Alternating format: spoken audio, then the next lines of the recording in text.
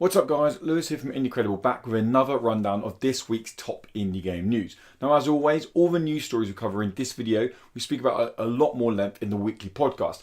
Episode 55 will go live Monday night, so if you want to catch that or hear us talk about these news stories in a lot more detail, then go check that out. But without going on anymore, let's dive into this week's indie game news. We start off with the Chinese Room. Now you may remember last year hearing the news that developers for Chinese Room had gone on hiatus. They're the developers that are responsible for Dear Esther and Everybody's Gone to Rapture. Well, we're glad to hear that the hiatus is over, as they've been acquired by Sumo Digital. They're making up the 5th studio under the Sumo Digital brand, and it's going to be the 4th in the UK. When talking about working under the Sumo Digital brand, the creative director of the Chinese Room, Dan Pinchbeck, had this to say: "I'm thrilled to be joining Sumo Digital, a network of studios I have a huge amount of respect for. Sumo will provide the support and experience I'm looking to take the Chinese Room to the next level. Our aim is to build on the reputation I'm proud to have earned, to create a truly world-class studio delivering bold, imaginative new games. We're already working on some really fantastic new concepts, alongside discussions with partners about some games we already have in the pipeline. The future for the studio is incredibly exciting, and being part of the Sumo family is absolutely central to that." We wish the Chinese Room all the best working with Sumo Digital, and who knows, maybe that means we're going to get Everybody's Gone to Rapture on Nintendo Switch. That would be nice, wouldn't it, eh? We also got some news this week regarding The Station, a game that released back in February.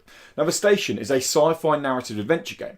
Not only do we get the news that it's going to get a deluxe physical edition releasing later this year, but that physical edition is also releasing with a PSVR port or PSVR upgrade. Now if you already own a digital version of the game, you're going to get the PSVR update for completely free, which is always nice. When we reviewed The Station earlier this year, or when I reviewed The Station earlier this year, I scored an 8.8, praising the game for its environmental storytelling and the genuine intriguing story it had to tell. And personally, we can't wait to check the game out in VR.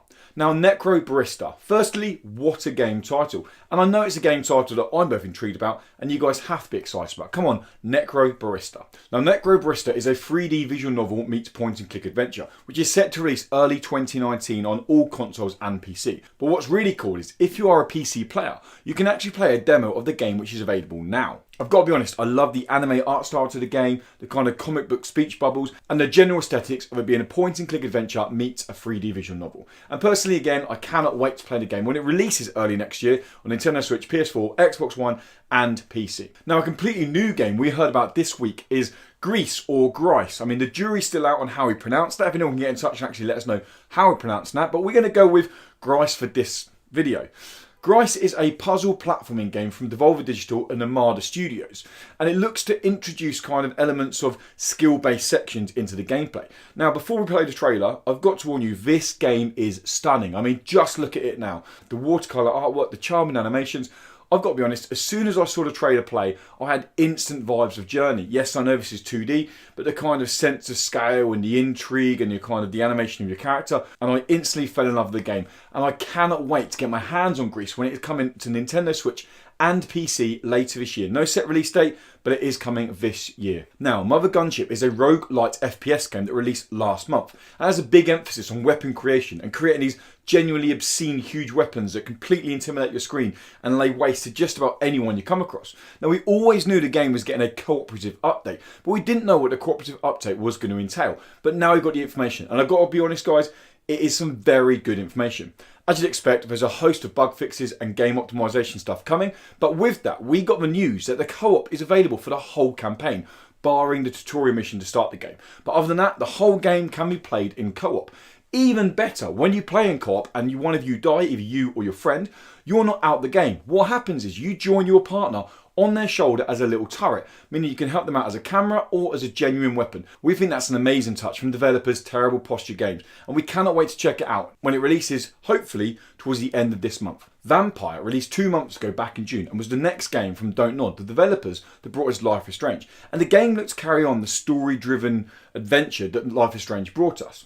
What's really exciting is Vampire is to become a TV series, as the rights to the TV series have been acquired by Fox 21, a side company of 20th Century Fox. When speaking about their game becoming a TV show, Don't Nod CEO Oscar Gilbert went on record to say this: "We believe it's a fantastic premise for a television show.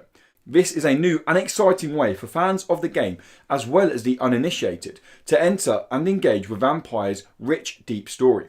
We cannot wait to see how the talented team at Fox 21 will bring out the darkly atmospheric universe of our game into television. Now, we really spoke about this one on the podcast, mostly about do we think it's going to be a kind of vampire teen drama, or is it going to go for the more dark, gory route because the game is rated 18? More importantly, we asked the question, who would you cast as the lead protagonist or antagonist, depending on how you play the game?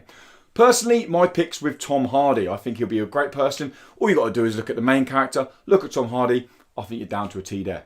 Our final bit of news comes in the form of a release date, or a kind of release date anyway, which is based around Switchblade, a vehicle combat MOBA. Now, we played Switchblade last year at EGX, and I've got to be honest, had a lot of fun with the game. The game has been in and out of betas for about the last 7 months on PC, and has had a couple of closed betas on PS4, but now is getting an early access release date on the 6th of September. What's more important about this early access release date is the fact that it's also coming to the PS4 at the same time as PC.